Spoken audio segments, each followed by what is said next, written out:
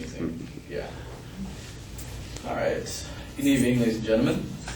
Tonight I'm here to present a refutation speech on Stewart's claim that global warming is causing colder winters. Colder winters, or is it just a normal cycle? What is it really?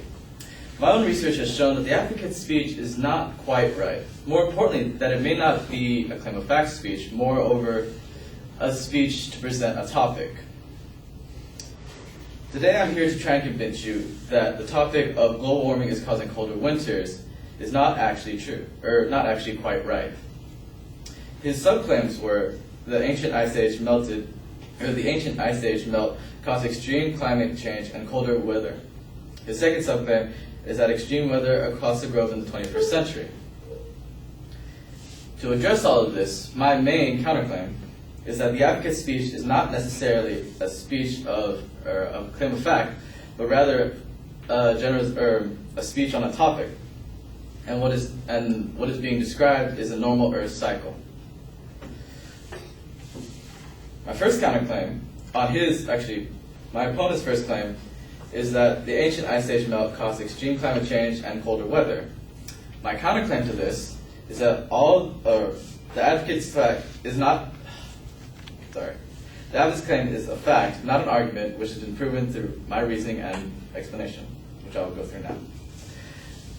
His claim is that about 8,200 years ago, the world was coming out of an ice age, and there was a great ice melt, and a good amount of fresh water was dumped into the Atlantic Ocean. This only proves my point farther that this is a normal Earth cycle. This is not something man-made.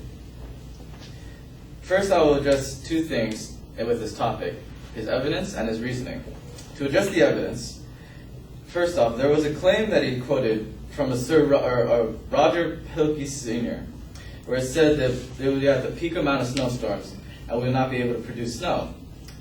There's a problem with this evidence claim in the fact that it is actually misquoted and is from Jeff Masters, the director of a private meteorology weather service known as Weather Underground. I have a big issue with this in the fact that I'd rather take my sources from an official research group rather than a private weather service.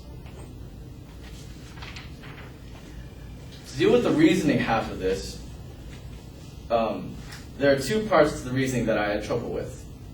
First, that this was a setback in the ice age and is no longer physically possible. The second, that furthers the idea that this is a normal cycle. To address the first part, there's a quote from Torbjörn E. Tornquist, I'm sorry I cannot pronounce that properly, a geologist from the University of Illinois in Chicago, quoting, "There is nothing like Lake Agassiz today, but there are things that could have comparable effects." That means that any one event in terms of scale cannot compare to the size and effect of Lake Agassiz, ruling that the event of Lake Agassiz and the fact that Stewart quoted it makes it invalid. Secondly, to address the second part of this, furthers the idea that this is a normal cycle. The thought that the colder winters is somewhat counterintuitive. But according to Michael Mann, the director of Penn State Earth System Science Center, there is no inconsistency at all. If anything, this is what the model projects, that we see very large amounts of snowfall. This shows that something like Lake Agassiz incident is not out of the norm, but rather a system or a natural cycle that the planet goes through.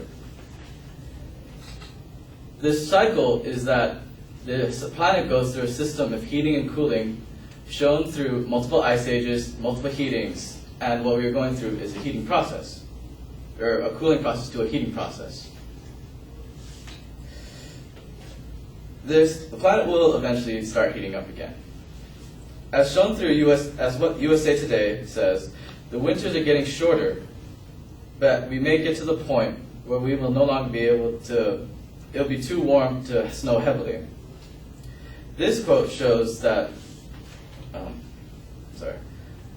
the process is there, that the cycle of heating and cooling in the planet Earth does exist, and that what Stewart has described is a fact, that there is actually a process, and it is not necessarily an argument, in fact.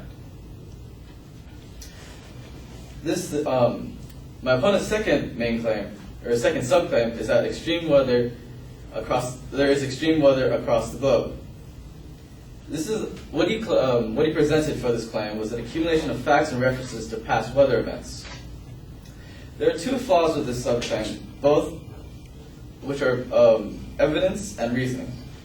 To address the evidence, in one of the advocate's sources, it is stated by Ken Calderia, a senior scientist at Carnegie Institute for Science at Stanford University, that no specific weather event can itself confirm or disprove the body of scientific knowledge associated with climate change. This basically points out that all the listings that he provided is in no way related to the event or can prove the event of global warming causing colder winters. To examine the reasoning part, there is no correlation between the part of the advocate's speech and the main claim. When listing the event, he offered no reasoning why the events listed were related to global warming and causing colder winters. In conclusion, my opponent's speech is well written but yet very problematic.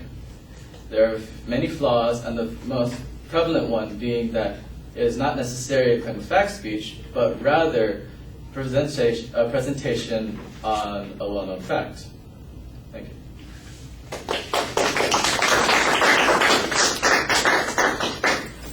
What do we have on that? 6:38. All right, thank you.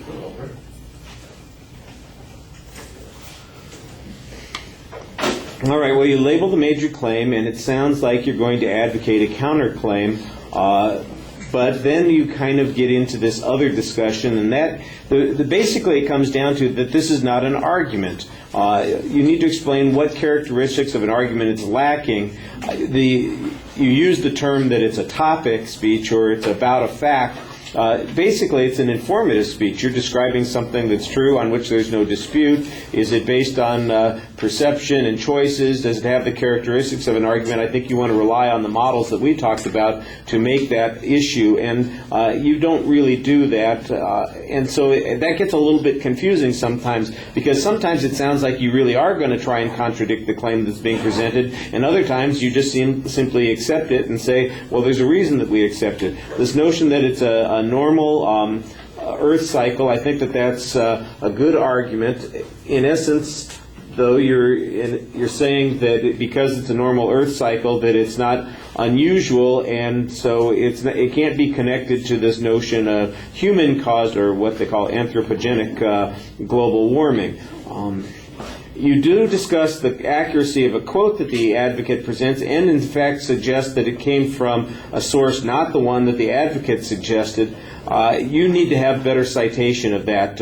Tell us where what the quote was exactly, where the advocate cited it being from, how you know it's from a different source, and what got left out in the process of the argument. You want to be very careful about that, because you're on the brink of accusing the advocate of falsifying their information. That's a pretty serious charge. I don't think that that's the inference that you're trying to make here, but I'm not sure what inference you want us to draw at the end of the speech.